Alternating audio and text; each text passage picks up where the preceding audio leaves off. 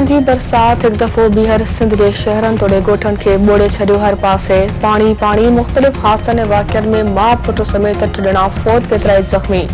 कराची, सखर, लाड़काने, जैकोबाद, मुशर्रफ फिरोज, दादू, शहदाद कोट, गंबट, हारूशा में वस्कारो, पीर जो ॻोठ, पिरालो, रानीपुर, गंबट, ठरी मीरवा, भिरा रोड ऐं जोधापुर में बरसात।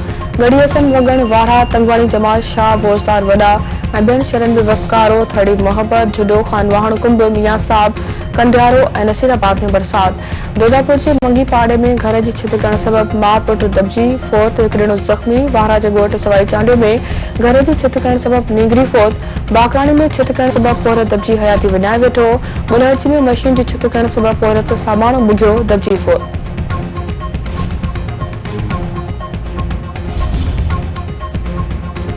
पीपी चेयरमैन बिलावल भुट्टो ज़रदारी तरफा सिंध में बरसात दौरान नुक़सान की रिपोर्ट तलब। सखर, लाड़काने, खैरपुर समेत समूरे सिंध में इमदादी कार्रवाई की रिपोर्ट ॾियण जी हिदायत। बिलावल भुट्टो ज़रदारी जो चवण त सखर ऐं लाड़कानो डिवीजन हिकु दफ़ो ॿीहर मौसमी तब्दीली सबबि मुतासिर थिया आहिनि। हेठियां इलाइक़नि मां फौरी तौर बरसाती पानी जो निकाल यकीनी बणायो वञे। बरसात दौरान MNV ट्रेन ऐं कींझर ढंढ जी सख़्त निगरानी। शहरनि ऐं बहराड़ियुनि मां बरसाती पानी की निकाली यकीनी बणाइण जी हिदायत। सिडको ऐं हिस्को के पंपिंग स्टेशननि ते बिजली बिना रंडक फराहम करण जो हुकुम। वॾे वज़ीर मुरादरी शाह जी सदारत हेठि आला सतह इजलास। सीनियर सूबाई वज़ीर शर्जिल मेमण, नासिर शाह, सईद गनी ऐं ॿियनि जी शिरकत। वॾे वज़ीर मुरादरी शाह जो चवणु आहे त माण्हुनि जी जान ऐं माल सभ खां वधीक अहम आहिनि। अवाम जी सहूलियत लाइ समूरा वसीला इस्तेमाल कया वञनि।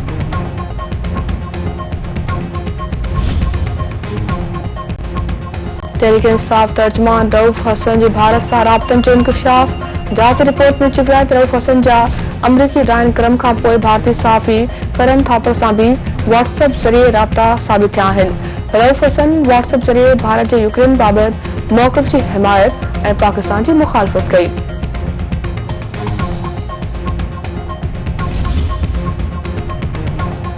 मुल्क के माशी नुक़सान पहुचाईंदड़नि जो एहतसाब थियणु घुरिजे। मुल्क दुश्मननि ख़िलाफ़ ज़ीरो टॉलरेंस पॉलिसी इख्तियार करणी पवंदी। हिकु इदारे पंहिंजो एहतसाब शुरू कयो, ॿियनि खे बि शुरू करणो पवंदो। साकिब निसार अॻूणे ॾींहुं ISI सां राब्तनि जो इतराफ़ करे रहियो आहे। मुल्क खे कमज़ोर करण जी साज़िश में को हिकु शख़्स मुलविस नाहे। मुस्लिम लीग नून अॻवान तलाल चौधरी। वज़ीर आज़म शहबाज शरीफ तरफा बिजली चोरी रोकण लाइ हर मुमकिन कदम खणण जी हिदायत। बिजली कंपनियुनि खे खुलियल कचहरी जो निज़ाम मज़बूत ऐं नतीजा ॾींदड़ बणाइण जो हुकुम। संदसि चवण त तवनाई जे शोबे में सुधारा हुकूमत जी अवलियत में शामिल आहिनि। बिजली कंपनियुनि में करप्ट ऑफिसरनि खे सख़्ती सां मुंहुं ॾिनो वेंदो। बलूचिस्तान में ट्यूबवेल शमसी तवनाई ते मुंतक़िल करण बाबति कमेटी जो इजलास फौरी तौर तलब कयो वञे।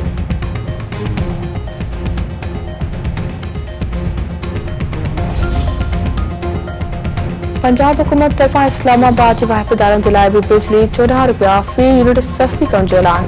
मरियम औरंगज़ेब जो चवणु आहे त 200 यूनिट इस्तेमाल कंदड़ वाहिपदारनि खे बिजली जे बिलनि में रियायत न ॾियण जो तासुर दुरुस्त न आहे। वज़ीर आज़म 200 यूनिट इस्तेमाल कंदड़नि वाहिपदारनि खे 50 अरब रुपयनि जी सब्सिडी ॾिनी आहे। पंजाब वांगुरु मुल्क जे ॿियनि सूबनि में बि अवाम खे रिलीफ मिलणु घुरिजे। बहितर गवर्नेंस ऐं निगरानी सबबि अवाम खे सस्ती मानी मिली रही आहे। फरीदाबाद, काची ऐं कीरथर जी जाबलू पटी में बरसात बाद नयूं वही आयूं। दुला, बोरी ऐं सगरो नयूं वही अचण सबबि रोड रस्ता पाणी हेठि। ॻोठ शाह गोदड़ियो, गड़तल ऐं ॿियनि ॻोठनि जे शहरनि सां ज़मीनी राब्तो काटा। रहवासी परेशान।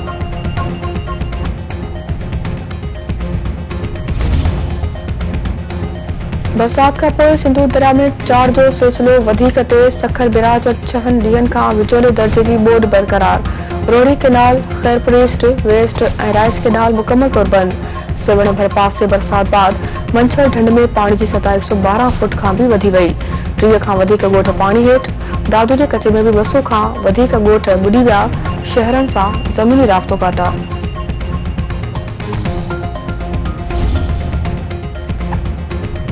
बरसात खां पोइ सिंध जे मुख़्तलिफ़ शहरनि में वाहन ऐं शाख़ुनि खे घारा। हज़ारे एकड़ फसल पाणी हेठि। शिकारपुर वेझो ॻोठ वॾा माछी वटां जोई शाख़ खे 30 फुट घारो। फसल पाणी हेठि। वारा शहर में घार ड्रेन सिम नारो ओवरटॉप थियण सबबि इलाइक़े में ॾहकाउ। मुल्क के मुख्तलिफ शहरनि में तूफ़ानी बरसातुनि तबाही मचाए छॾी। पंजाब के फैसलाबाद, नारोवाल ऐं रवियर खान में बरसात सबबि हादसा, 8 ॼणा फौत, केतिराई ज़ख़्मी।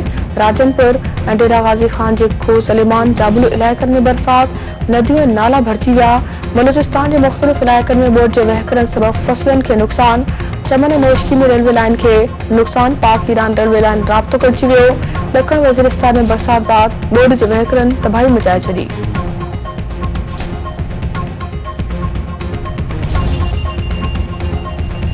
ठठेरी सिविल अस्पताल में ग़म खां पोइ औरत फौत, वारसनि तरफ़ां डॉक्टराणी ते ग़फ़लत जो इल्ज़ाम। अस्पताल में भञडा। संदन चवणु आहे त अलाह ॾिनी जो डॉक्टराणी ग़लत ऑपरेशन कयो आहे, कार्रवाई कई वञे। पाकिस्तान ऐं बांग्लादेश विच में ॿी टेस्ट मैच कराची खां रावलपिंडी मुंतक़िल। नेशनल स्टेडियम में चैंपियंस ट्रॉफी की तैयारियुनि सबबि ॿी टेस्ट मैच भी रावलपिंडी में खेॾी वेंदी। पीसीबी शौक़ीननि खां सवाइ मैच कराइण जो फ़ैसिलो वापसि वठी छॾियो।